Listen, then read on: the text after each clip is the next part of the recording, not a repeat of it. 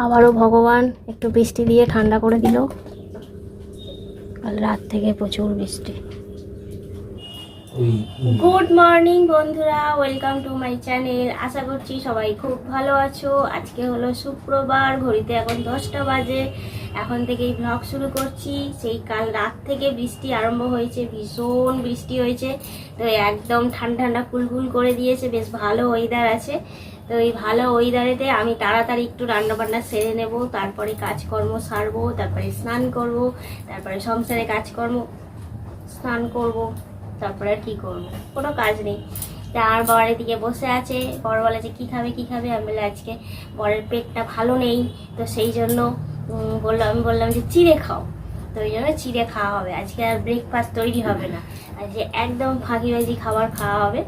চলো এখন থেকে শুরু করলাম। আপনি কিছু বলবেন?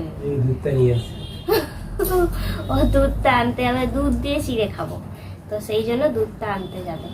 ছাতা নিয়ে চলে যাও, কি বলো?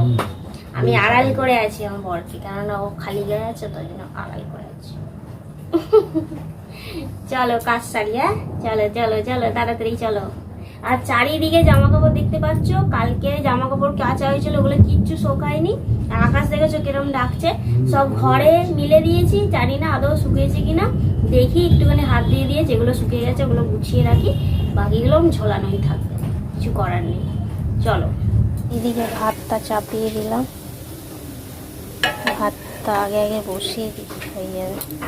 মাছটা ভাজবো, মাছ ঝাল করবো সর্ষে বাটা দিয়ে, আর একটা চচ্চড়ি করবো মাথা দিয়ে, হয়ে যাবে রান্না বান্না। কড়াটাও চাপিয়ে দিয়ে এদিকে, চলো কড়াটা চাপিয়ে দিই। বৃষ্টি পড়েই যাচ্ছে, পড়েই যাচ্ছে। কোথায়? ও বাবালে, তুই বৃষ্টিতে ভিজছিস? আয় এদিকে আয়, ঘরে আয়। বৃষ্টিতে ভিজছিস? আয়, চলে আয় চলে আয়। ওখানে আড়ালে বসে আছে। মাছটা নুন হলুদ মাখিয়ে নিয়েছি, এর মধ্যে মাছের মাথা আর পাবদা মাছ আছে, দুটো আছে, 4 পিস করা আছে। বাবা বড্ড ঠেকরাই গো, ভয় লাগে। এই দেখো নিয়ে নিয়েছি সকালের খাবার, দুধ আর চিড়ে মিশিয়ে নিয়েছি, নুন চিনি দিয়ে দিয়েছি। খেতে কিন্তু দারুণ হয়েছে একদম। আর এটা দুজনে খাবো, এটা দুজনের জন্যই আছে। চলো একটুখানি আলাদা আলাদা করে বাটিতে নিয়ে নিই। নিয়ে নিয়েছি আলাদা আলাদা, এটা হচ্ছে আমার আর এটা আমার বরের। চলো বরকে দিয়ে দিই। তো চলো বন্ধুরা তরকারিটা চাপিয়ে দিই। এর মধ্যে একটুখানি তেল দিয়েছি, গোটা জিরে দিয়েছি, আর দিয়েছি পেঁয়াজ, তারপরে একটু আদা রসুন পেস্ট দিয়েছি, তারপরে টমেটো কুচি, কাঁচা লঙ্কা কুচি, তো দিয়ে ভালো করে কষিয়ে নিয়েছি। সাথে জিরে গুঁড়ো, হলুদ গুঁড়ো, ধনে গুঁড়ো, যেগুলো কমন মশলা আর কি প্রত্যেক দিনের আমাদের রান্নাবান্নাতে লাগে, তো সেইগুলো দিয়েছি। আর একটুখানি কাশ্মীরি লঙ্কার দিয়েছি, আর দিয়েছি একটুখানি চিনি। বাপরে বাপ, অনেক কিছুই তো দিয়ে ফেলেছি। তো যাই হোক ভালো করে কষিয়ে নিয়েছি, আর মাছের মাথাটাকেও দিয়ে দিয়েছি ভালো করে। একটুখানি খুন্তি দিয়ে তো মারামারি করলাম, কিন্তু সে তো ভাঙাই যাচ্ছে না। তো যাই হোক কোনো রকমে ভেঙে ভেঙে বসিয়ে দিই। স্নান টান করে চলে এলাম, রান্নাটাকে চাপিয়ে দিয়ে, মানে তরকারিটা চাপিয়ে দিয়ে আমি স্নান করে এলাম। এবারে তরকারি হয়ে গেছে, লাস্টে গরম মশলা দিয়ে নামিয়ে নেব, ব্যাস। ঘড়িতে 12টা বাজে।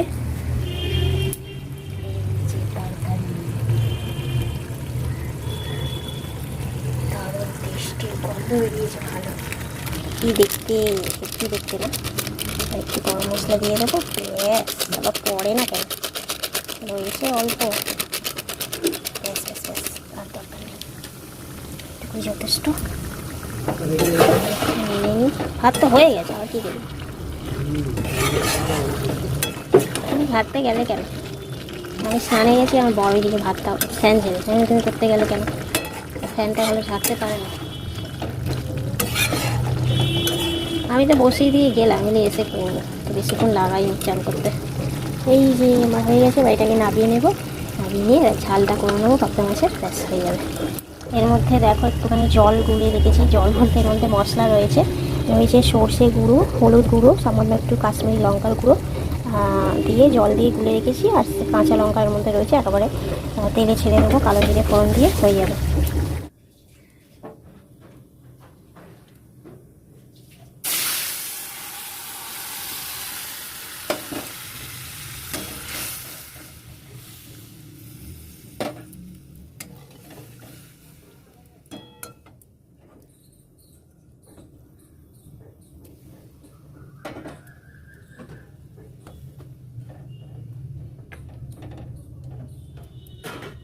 এইদিকে আমি মাছের ঝালটাকে বসিয়ে দিয়েছি, আর মাছের ঝালটাকে বসিয়ে দিয়ে আমি এই বেড কভারটা সেই কাল থেকে শুকোচ্ছে, একদম কালকের থেকে। তো ওই আজকে তুললাম দুপুরে, তো এখন দেখছি শুকিয়ে গেছে। আর এখানে গামছাটাকে মিলে দিই, আর সাথে আমার বরের একটা প্যান্ট আছে, ওটা ওখানটায় মিলে দেবো। আর জামা কাপড়গুলো ওইদিকে গুছিয়ে নেবো কোন পরে, দেখি এখন গুছাই না বিকালে গুছাই।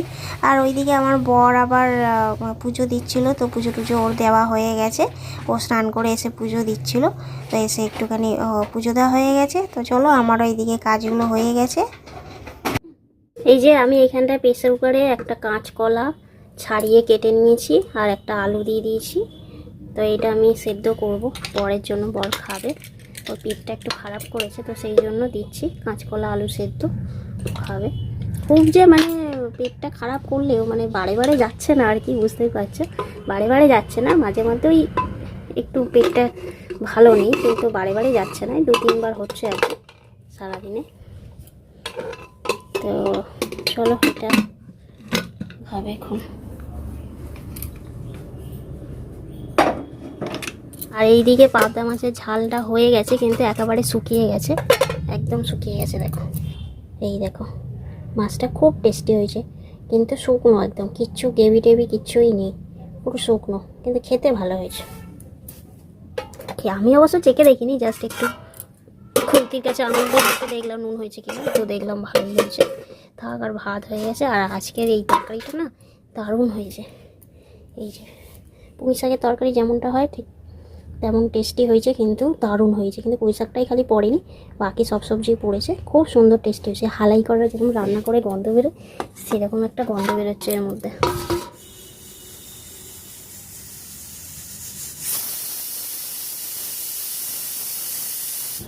তো গরম গরম একদম ভাত নিয়ে বসেছি, সাথে কাঁচকলা আর আলু একটুখানি নুন তেল দিয়ে মেখে নিয়েছি, আর বরকে দিয়েছি। আর এই যে আমিও খাচ্ছি। তো চলো, আমার বরের খাওয়া হয়ে গেছে কাঁচকলা, আর আমি খাচ্ছি। তো খাওয়া দাওয়াটা সেরে নিই, চলো।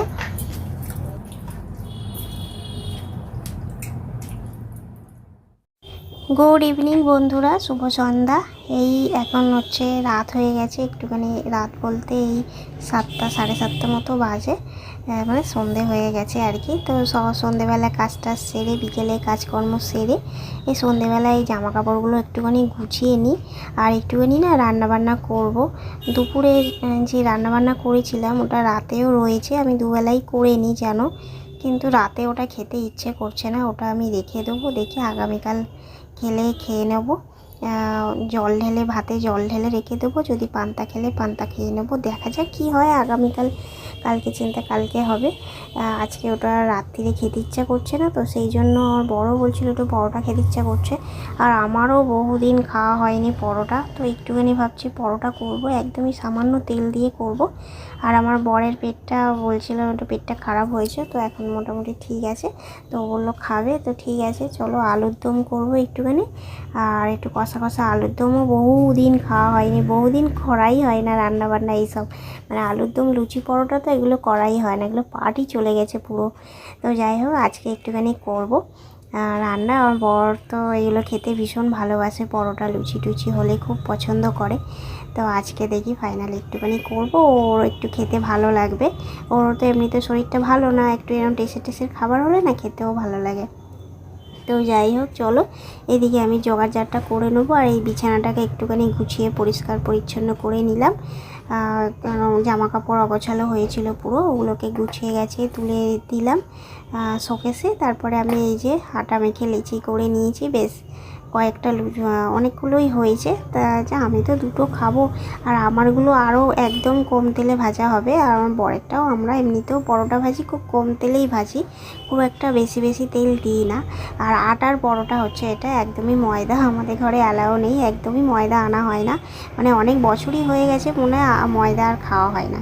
তবে ময়দার পরোটা খেতে কিন্তু বেশি ভালো লাগে। তো আর কি করা যাবে, অত ভালো লাগাতে হলে হবে না, শরীরটাকে তো দেখতে হবে। তো এই হচ্ছে আটার পরোটা এখন করে নিচ্ছে, এদিকে আমি বেলে দিচ্ছি, আর এই যে আমার বর এদিকটা সেঁকে নিচ্ছে একদম লাল লাল টকটকে করে, হ্যাঁ পরোটাগুলো সেঁকে নিচ্ছে, আর আমি ঘরের মধ্যে বসে বসে বেলে দিচ্ছি, একটু সেঁকে দিলে সুবিধা হয়। আর আগের যে মিট কেসটা এখানটায় ছিল, ওখানে একটুখানি বেলতে টেলতে পারতাম যদিও বা, আর এই মিট কেসটা রেখে একেবারেই বেলা যায় না, তো আরও বেশি অসুবিধা হয়, তো বেলা যায় না, সেই জন্য ঘরে বেলে দিচ্ছি। আর আমার বর এইখানটায় সেঁকে নিচ্ছে একদম লাল লাল করে। আর তিকোন পরোটা, আটার পরোটা হলে তিকোনই ভালো লাগে, আর ময়দার পরোটা গোল হলেও চলে যায়, তবে আটার পরোটা কিন্তু তিকোনই করতে হবে, নাহলে কিন্তু খেতে অতটাও টেস্টি লাগে না।